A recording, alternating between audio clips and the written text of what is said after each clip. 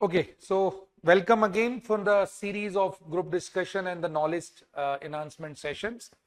Today we have come up with a new topic, one of the very promising topic for country like India. The topic today is Make in India 2.0. You might be wondering, what about Make in India 1.0? So yes, we initiated this project in 2016, Make in India, but we could not succeeded because of the certain reasons, and that because of that not success, government has revamped it and relaunched this entire project, and the name they have named it as a 2.0. So today we will be talking about today we'll be broadly talking about this entire mission of a government to making India as a manufacturing hub and how we can proceed further. Just for your information, for your knowledge, still India is considered as a service-based economy. When it compares to China, China has almost 40% of their GDP coming from the manufacturing side, but unfortunately India, it's only 17%. And that's why one of the major challenge that India has faced in so far, specifically about the dependency on the new modern era technology, specifically the semiconductors and other defense technology, we are still dependent on others. So Make in India 2.0 can fulfill the dream of India becoming the most important country on manufacturing.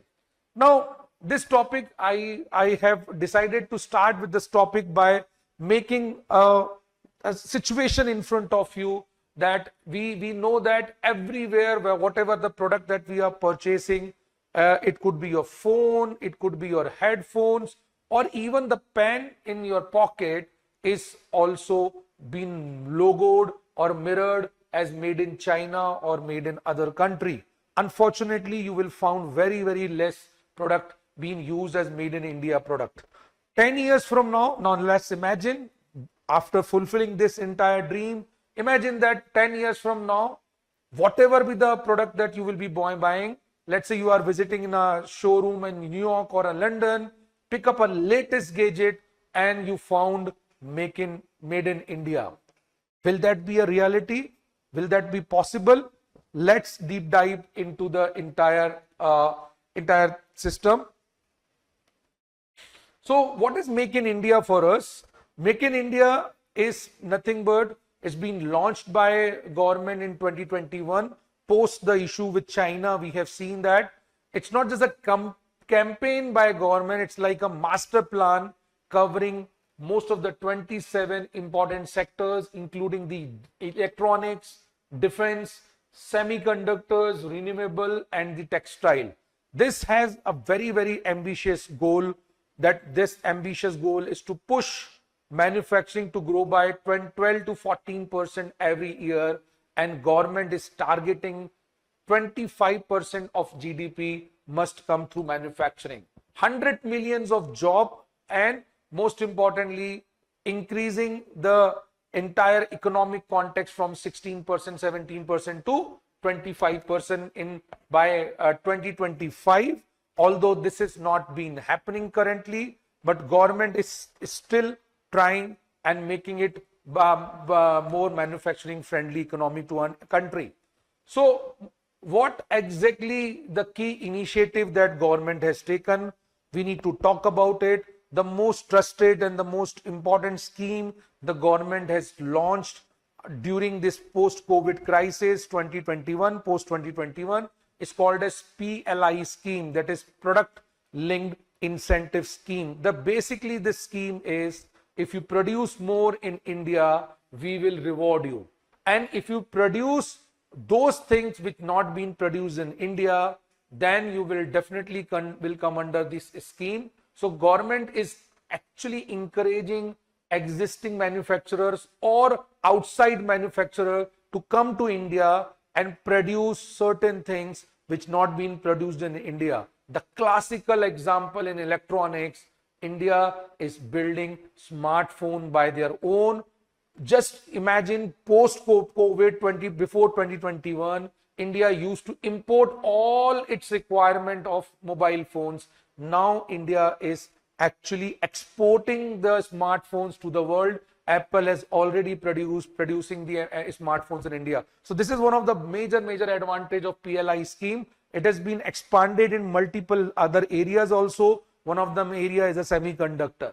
Now PM Gati Shakti, the entire unified platform, infra platform that government is planning under this government, think of it as a India's Google map, where everywhere you can find out the connectivity can be done. Infrastructure, Google map for infrastructure, roads, rail, port, digital network, all connected under one giant platform. That is PM Gati Shakti, where you can be observe everywhere, anything in one particular portal. Semicon India, we are investing 76,000 crore. Recently, our Prime Minister has Prime Minister has inaugurated the first chip being produced by ISRO. That itself is one of the very important prominent thing. We wanted to improve our logistical policy, reduce India's high transportation cost. Currently, India's transportation cost is more than 12-13% of their GDP. We wanted to reduce it by 8 to 9%. And of course, the other startups are also making it more promising, like Startup India, the UPI reforms, the GST reforms, and of course the industrial corridor that government is planning. All are making the Make in India possible. That could be the government is trying their level best. Now the global context, let us talk about some global context. These some examples, the connections, after the COVID, the world realized that we were too much dependent on China, and because of this, China has actually using it as one of their dictating power towards the world. So world has, most of the bigger manufacturer has realized that they need some extra alternative also. So they had come up with a policy called China Plus One strategy. Under China Plus One strategy, they are not leaving China. They wanted to be there in China also, but parallelly they wanted to come up with other countries. And the most of the global countries, those who are nearer to China, are targeting those companies who wanted to come in here. And of course, you know which country is the most prominent and promising country for those companies? Yes, India. Logistically, if we will improve in certain ways, we are the massive country, huge democracy, and the most important, the cheap labor. We could actually come up with certain important things. India, not only for this, India is teaming up with Japan and Australia for making the entire supply chain resilience initiatives to make Indo-Pacific supply chain less risky. So that basically we are taking an initiative, and I'm sure that initiative can be done by it. And of course, we are doing with some trade deals. There are trade deals. We are signing the MOU with UAE. We have recently tied up with, we have seen our Prime Minister of UK visited. So there are deals with UK and European Union. So these are all already are happening. China, if you will compare, China is currently have 40% of their GDP coming from manufacturing. It was only 23% in 1980. They have done phenomenal task. Vietnam today, it makes half of the Samsung phone. Vietnam is becoming the new factory for smartphones. And South Korea spent almost 5% of its GDP on R&D. China spent 2.7% of GDP in R&D. Unfortunately, we are lagging behind on all these initiatives. India only spent 0.7% of their GDP in R&D. This is the primarily gap that we need to fulfill. That we need to understand. Now let us move to a different perspective here.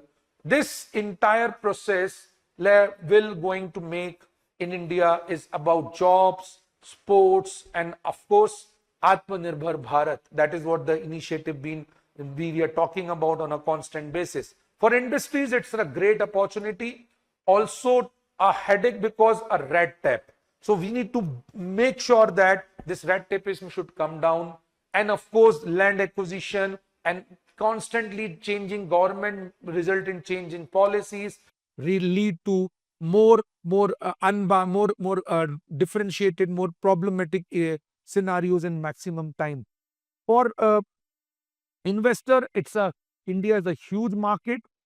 They are scared of things like tax dispute. We have seen in for multiple companies recently, and of course, contract enforcement in certain states where the states or policies are not secured. That that problems can be there. For youth, it's an exciting because more factories mean more jobs, but scary too because half of us still don't have that digital or AI skills that industries actually requires. And for the environmentalists, it's a double-edged sword. Growth, yes, but what about pollution? So these are the challenges that we are witnessing currently. This is the perspective. You can think on a government, industry, investor, youth, and the environmental perspective. You will find out there are certain areas. So these are all things that you can discuss, elaborate while discussing with others in GD or other format. So let us talk about the challenges what the challenges that India have. Obviously, the most important challenge for making manufacturing hub is the logistic challenge. We are ranked 38th globally. Okay? So 38th globally, shipping stuff are here is longer and cost more, which is very surprising. Red tapeism is more here. On contract enforcement, India ranks shockingly 163. Contract enforcement, we are 163rd country. Investor hate delays. They don't want a country to invest where everything get delays because everything changes very quickly nowadays. R&D, one personal thing which I believe India has lagged really miserably. Look at the number. Only 0.7% we spend on R&D. This is not good for a country like India who have 142 crore people to serve. I believe R&D is one of the area where we have to work on.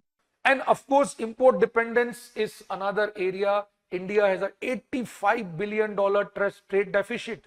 We import more from China. And similarly, we are the net deficit economy across the world. So we need to compare that also. We need to think on that perspective also. Competition, of course, Vietnam and Bangladesh, like smaller countries, are becoming more challenging for India as compared to the bigger economies, because smaller countries are now providing the more promising scenarios across the world. That is actually making India more difficult to survive in this tough competition.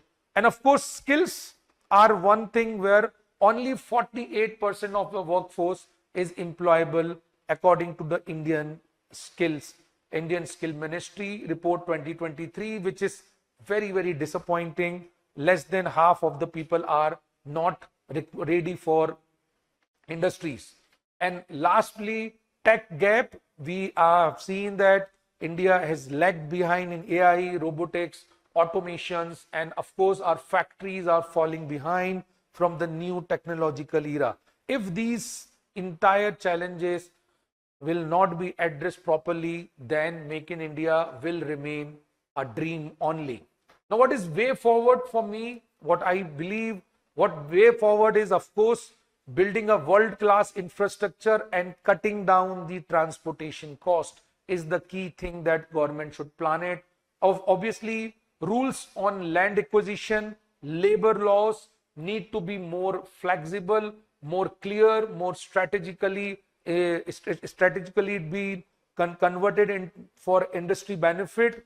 Then obviously Indian companies plugged into global supply chain, and global supply chain in where we really need to be